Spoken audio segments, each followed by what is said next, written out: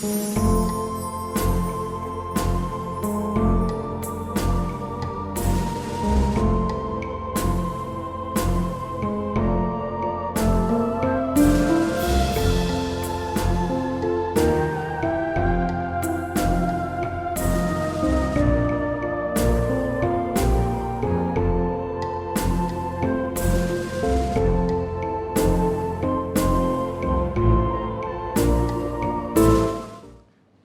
suafa manu malo Yesu Karisto le au le kalesia e fatalo fatuai Samoa ile nei Taeao ilo o to wala fai mai fanunga le lei ile alo fa maleanga le lei o tato tua e malo le soifua malo le langi ma ai al mai mo tato Tapuaiga ile tua ile nei Taeao o le a tātou tāpua i atu i le atua. Te o tātou tālo. Ua ala whai mai Samoa le atua i lo walofa malo wanga le lei le nei Taeao. A o lea foi lo mātou wha moe moe. Ma lo mātou masani i aso uma lo mātou ola ma lo mātou malosi. E mātou te tuina atu lo vi inga. O le whamanu ma le whawhitai. E mātou te sulaina ai.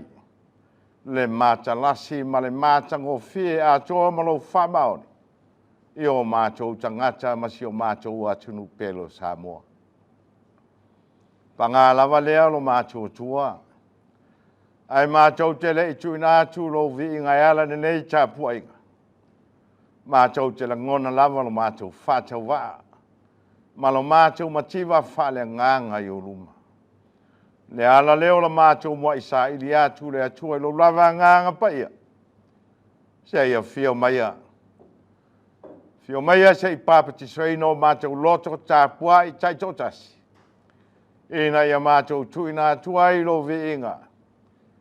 Ma mātou whaasili sili na i pēa lo ma malu ma lo pa ia. O le ala mātou tālo ma leo lenga. E la atu lo suafa Yesu lo mate wali I ma le whaola. Amene. O le whaitauina le tuaspa ia. Wa mawasi whaitaunga a whionga pa ia le atua ni nei Taeao. Mai le tusia le au leo leo. I le nei Taeao. Tuasi whilwhilia peona iai. Oa maua mai lea I le whenga inga whau.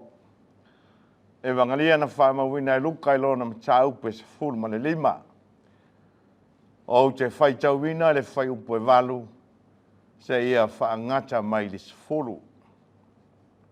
Luka I lona mta upe se fulu ma le 5. Whaitauina le whai upe walu se ia o atu le whai upe se fulu. Whawhonga mai ia whionga pa ia lo tātou tua. O ai e foi le fine ana tupe whanga furu. A whai e lei loa ia te ia le tas tupe. E le tutu ea se moli. Ma tafi le whale. Ma matuasa ili iai. Se ia maua. A maua. Ua wha pot rai ana wo ma e tua oi maia. Ua whai atu. Ia tātou oli ia mau. A wāu o maua le tupe na lei loa ia teau. O te whai atu ia te outou. Ua whapea le oli I luma o a ngelu o le atua. Ona o le tangata ang sala. E to atasi ua salamo. Whamatili mai pea le nganga o le atua I o tātou loto ma nganga. Le uinga lo loto ana whionga pa ia. Pei ona tātou whaitau ma whanongalongo iai.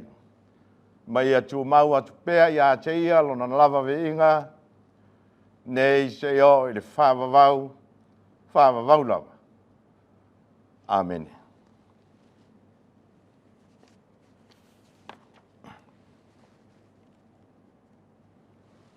O le launga le suafa ma malu o le atua te maa. Le alo ma le nganga sa. Amen.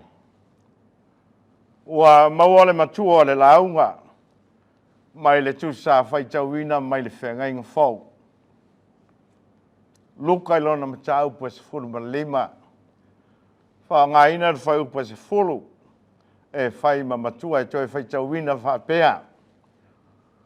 O te whai atu ia te o tau. Ua wha pea le oli luma o a ngelu o le atua.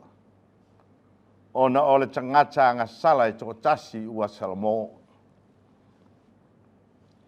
O lo iai i le tusi le au le leo le Taeao le manatu au tu e wha pea. E fina ngalo le atua ia i tātou. Ia Samoa. E fina ngalo le atua ia tātou Samoa. God wants us to repent. E manino a mamala malama. Le fina ngalo le atua mo i tātou i le nei Taeao. Le olo whape mai. E fina ngalo le atua i a tātou Samoa.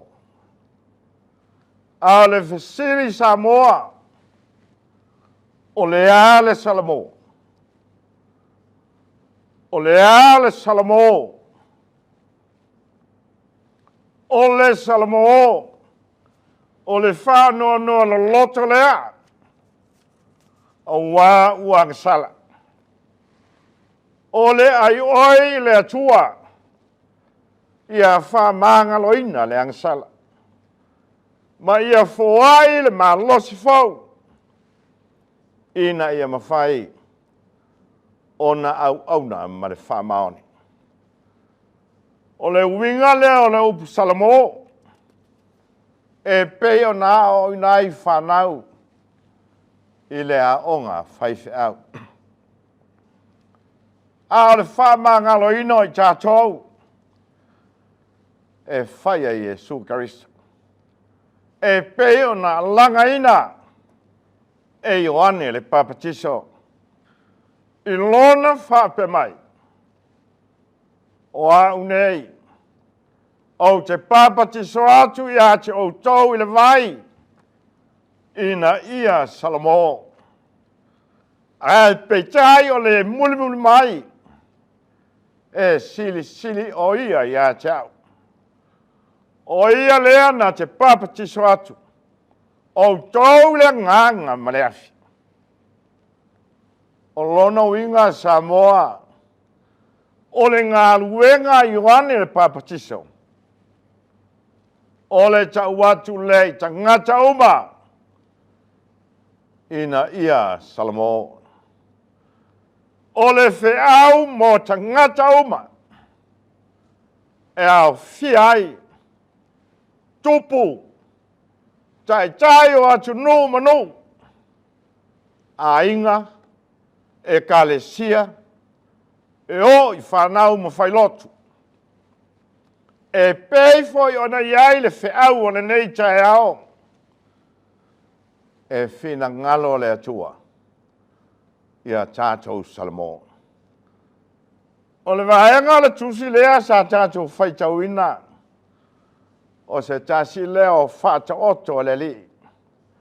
Na ia tali atu ai la au wharaseo ma la au tusi upu. E tu sa malato whaitionga. Ma whaasea ia Jesu. Ina ua talia Jesu. Tangata ua ta ua tangata ngasala. Ua le ngata ina talia. Ua lato ai whaatasi fo i mai i lato. I le vainga lava ia whai utaia. E le ema whai o na ai whaatasi ni tangata. Ua ta ua mea tonuina. Mani tangata ngasala. E uia seanga wai longa ai le whai longa lanu. Manatu whapito. Ma le ola tu Sili mai nisi. O usua tangata. Peitai. O le fio mai o Jesu. Na fio mai. Mo le tangata ngasala. o le leu tino tangata o le atua, ma tuolo na mamanu le langi. Na fio mai lava. Se sa ili mai lana tangata ua le loi le angsala. Ina ia whaolaina. I le whai upu mua. E o le fito o le mataupu nei se fululema. O lo Sili a Yesu. O ai ea so o tau. E ana ma moe se lau. A whai ele I loa le tasi. E le tua e ia le iwa ngā fulu ma le iwa le vau. Ai alu ma sa ili le ua le iloa. Se ia maua. O le ngā luenga wha leo leo ma moe isa la eru.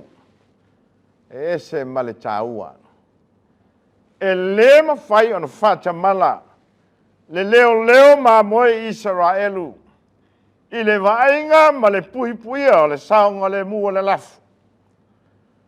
O le ala fo I lea. E le nofo ai leo leo. Pe a whai ua le iloa se ma moe. O le ale whaingata. Ma le ngā wao le ala. Ai maunga. Ma I whai vanu. E au sulu lava. E sa ili se ia maua. O le moli maua luka. A oi na maua. Ma manuia le sa ilinga. O na wha fuata lea male oli oli. E wha poto ana uo matua o ye whaile fifia tele. A wafo. Ua manuia lana sa ilinga. E wha pena. Le natura ma le uwinga o le atua.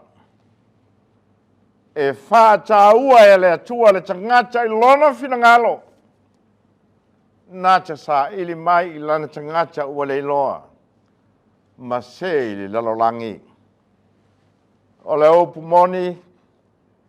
E le sa ili mai le atua le tangata o ola ma loloina. E le ia fio mai foi kariso. Mo e a mio tonu. E le ai. A wana whapea fio mai kariso. Mo e a mio tonu. Mo ua le ai se whaoratanga. A wafoi o le ale au ngā le whaoratanga. Pe a whai e le ai se angsala. O le ale au ngā le sailinga. Pe a whai e le ai ni tangata leilo loa. Ai ono le tō tele o I tātou. O lo leilo loa pe I te tonu le laulangi a le atua. Ai le ngata I lea. O le anga sala foia ua mumu whaafi. O le ala lea o lona fio mai. Se sa ili le tangata ua le iloa ia maua. Se whaafuata maleolori. O le ale toa telo tangata I mea tonu I langi. Pe a whaia mau. E sili atu. Le fia o le li. I le tangata I toa tasi e salamo. Whape nā fo I le whine. Ma le tupe na leiloa. Na sa ili whamaoni. Na sue lava se ia maua. E ui nā le tasi le tupe na leiloa. Pe chai. O lona na nautai ngā. Sa ili lava ia maua. O le winga ia o whata otua Yesu. O lona fio mai. Se sa ili mai tātou. O whata oto na ia tali atua I le pong saa. Ma le loto le anga, ma le ele lea. O loto le au whaseo ma le au tu siupu. Ua ia whailoa manino foi. Le uinga moni o lona fio mai. Ia whaolaina le tangata mai le angsana. Lea foi se whamanatu Samoa le tala le leia le atua. Mo I tātou le nei Taeao. A walo tato wola walawina. Ile feau male ngalu wenga le tua. E fina ngalo le tua. Ia tato Samoa. E fina ngalo le tua. Ia tato Samoa. O le opu moni. Le aia sa tasio i tato e ato toa. Ma tonu wala le sila fanga le atua. A wawanga sala tangata oma. Ma wale a tangi ai o tato tangata. Le paia ma le mamalu le atua. Pe chai.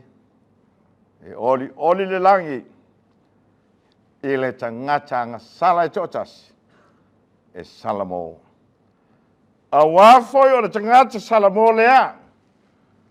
O le tangata na leiloa. A ua toi maua. O le lalolangi foi o tato wola ai. Ua tumu i tangata ua leiloa ai. Talu le anga sala. A le polenga ma le atungalunga Samoa se manatu. Pele o tato ea isi Samoa. O lo leiloa pe i te tonu le ngā lue ngā le atua. O na ua tātou whamomua. Mea le ola nei. Ma ua ama ai la tātou ai. I lo tātou wā tapuia ma le atua ma lona lofa mai. I le male nei Samoa. O ani mea ua tātou whale tonu ai. Ma tātou wanga salai lomo le atua. Ia tua o iloa. Ma le loto salamo. Ma le loto whamau lalo i luma le tua. Ma tātou whāto ese i le tua. Ma lana whamangalonga. Nā e manuia leo tātou whaioa. A wā se manuia o Samoa ma ona tangata. O Yesu Kariso. O le ala na saunia e le tua. E whai ma whasino ala i le tangata ua le loa i le angasala. Ina ia ma whai ai o na salamo. Ma toi whoi mai a te ia i le mawhutanga o le oli ma le fia e whamavau. Whamavau lava. Amen. Tātou vi le atua i lona vi inga e valus fulu maratasi.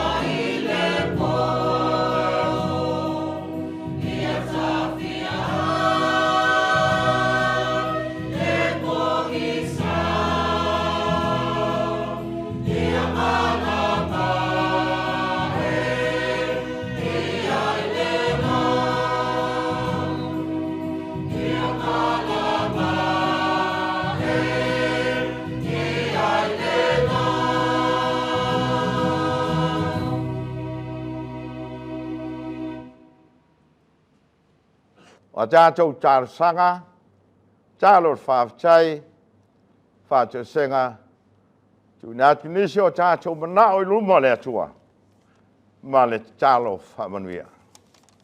Tātou wifo, ma te tālo I le atua. Le atua si Sili e se lo mātou ta mai whawawau. Lau lava fio le atua le alofa tunoa ma le alofa muti vale ia Samoa ma ona tangata. A o lau fio foi. O le atua ana nafi, o le aso ma ielua. O le atua e mai lava le amatanga e o le ngata anga. Wa mātou o atu whatasi le tamai o luma ne nei Taeao. O lau atu no mau tangata. Sei o mātou tuina atu. Le vinga le whamanu ma le whawhtai lau lava fio. E mātou te pāti pati ai. Lau lava whamaoni. E alai lau lofa ma lo wanga lele. Sa e tau si ai o mātou tangata. Whawhtai te mā. O lele wala whai mai Samoa I whanunga lelei. O lau tau singa ma lo walofa le mawai. Ua mai a foi. Fe au mga luenga o le nei vai asu. Sa whenga iai o tangata. I tono whale whai ngā luenga. O lunga o ala tele mawe o le ea ma le sami. Ai mai se foi o tono o mātou ainga. Vi ia lau fio le atua. O no mea sili wa e whaia mo I mātou. E alai lau tau singa malo wanga lele. Wa e whaamalia I o mātou manao. I mea lele uma. O na o loa lofa malo wanga lele. Mātou whawhitai I lau whir tama. Wa e uina mātou vaia. Le lolo wao le tau timunga ma matangi o fōtuai mai. Ai whawhitai le ie. O lo wha malu peo a o lo whailunga o Samoa ma lona atunu. Ua toa while muai me auma. Ma mātou mawai le while mu mai lau fio. A wā lo wha pia lava. O na e anga le lei. Ma tausia I mātou. Mātou whawhitai I lau fio. O na o au whamanuianga lou tamau a inga ma lou so sia sa sa mai. Ia Samoa ma ona tangata. O le poto ma le ata mai. Ua e whatamau a ina ai I mātou. Whapea na mātou tautua ma au nai pēr I lau fio. Ma mātou whai ai pēr lou whina ngalo le tamau. Mātou whawhitai le tua. O no le tele ma le ana o noai. O lo wanga le lei ma lo alofa. E ui ai na mātou whātua tua nai. Lo wanga le lei ma lo alofa le atua. Ai mātou talitonu. Te leo tu lafua ina lava I mātou. Whawhitai ua malo pule whawhitai le atua I lo alofa. Ma lo wanga le lei mo I mātou. Mātou whawhitai. I lau tala le lei ua whaatala le nai Samoa ma ona tangata. Whapenana mātou loai lo whina ngalo mo I mātou. E ala ia ua whionga pai o whaile masulu ma mala malama I o mātou wala. Ua alo mātou ola sa ili atu I la o whio le atua. Whawhitai ona le nganga tau to lua la o whio. I teimelu I tau ina ilo mātou ola. Malo mātou malosi whawhita auri. Ai mai se whawhatiata mai o le nei ola. Whasiri ala mātou whawhitai le atua I lau. O na o le whaola tanga. Ma le tongi ola tutasina e saunia mo I mātou le tangata angsan. E ala leile. Lo lava lofa tu noa. E ala ia Yesu Kariso. I lona maliu, ma lona toi tu manu ma lo, ma le oti, ma le tunga mau. Ua toi avatuai I mātou. I le maftanga ma lau lava fio. tu mawa tu pe la o fio le tua o le inga le fa manu ma le fa chai le no nei se yo i le fa va la pa nga la vale le tua le ma tu ma chai o ma sia si o luma pe a ma tu ma ne tu na tu ne lava chai to tas ilo tato va fe nga ai ma la o fio o mātou tino le atua, o i mātou lava o tangata sala. E mātou te le alofo i le ata o le paolo. A wa tu salo sila mai o mātou tangata, ma se ota e ta tia i malai. Pe mātou sola fo i maunga malalafi ano papa. Le aia se me lilo i lausi le whanga pa ia le atua. A wa mātou talo ma le loto wha maulalo. A lofa le tama. Wha ma ngalo mai le i fonga alo watu no o mauta ngata le nei Taeao. A vea se matau o le toto Yesu Kariso. Na wha malingi mai le satou. Sau wina ai. Ma wha mai nai o mātou ele le uma. Ma ia mātou langona tai tō tasia I pele loto salamo. Ma ia mātou fuli tuai. Ile le laulangi mōna tunaunga mōna angsana. Lea tua whafonga taloe. Laulava fial punawa lilo manuia ma whamanuiang. Mātou talo I lau fio. Se anga lelei. Pa manuia si o mātou atunu o Samoa ma lana whainga malo. Pa manuia I ona taitai mai lava iao se iao I ona I. Mātou lafa I atu. Se au mga luenga o ati nai ma tau mu whainga lo atunu. A wale manuia o tangata lau tele.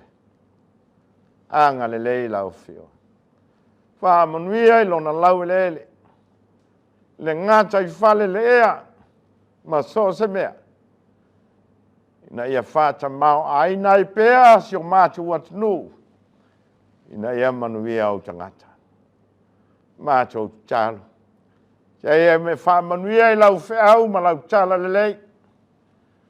I le nofo e ka le sia e fia lo wha nono manu. Ma ta talo pea. Mo le manuia o Samoa ma ona tangata.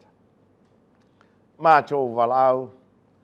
Ia iai pea le manuia le file mua la wa fio le atua. I lunga au tangata uma. O mātou talo. Ngā lue pea le nganga o la wa fio le atua. I o mātou tangata taito tasi. Ina ia mātou whaia mea uma. Ia tusa ma lou fina ngalo. O foini avea o mātou mamalu matofi. Le poto ma le atamai o mātou maua. E mātou te whātua tua nai ai. Ma wha ngalo lau. Ai au na mātou loa. O manuia ma wha manuia o mātou maua. E mai lau fiole. O mātou talo. O ani matangi.